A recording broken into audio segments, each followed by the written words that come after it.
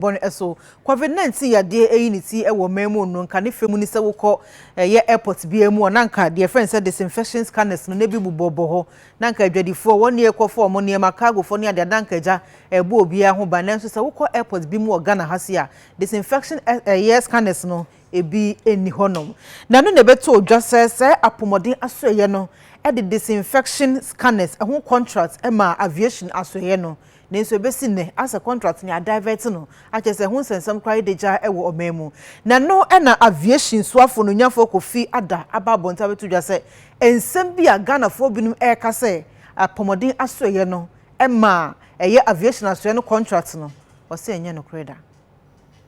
As an agency of government to prepare ourselves adequately so that when the president makes the decision that is best for us to open our airports that will serve our national interest, that will be ready to be able to engage the airlines or any other operators that will be flying in and out of the country. At this stage, I have no clue as to when we're going to open the airport, but I'm hopeful that will be soon. Soon, I can't tell you tomorrow or by the end of the second quarter. But let's hope that if that's the right time for us, well and good for us. But we want to be well prepared, adequately prepared to be able to do that effectively. As to the earlier issue of cost and contracts and what have you, there are two things we must bear in mind.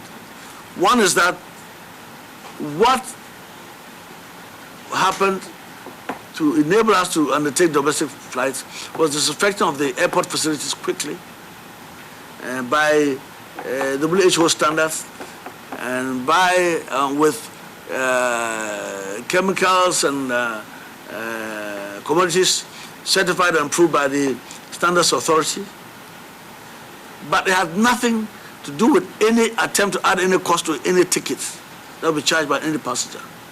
Period. Remember, we closed the airport to passenger, but we not close to cargo.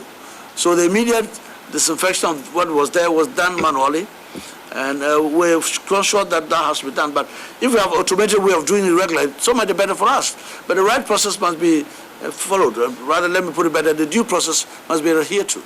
Without that, you cannot twist my arm or put me under duress for me to get something done because you're only pushing me to get into trouble. And that will not happen. There's a process we go through.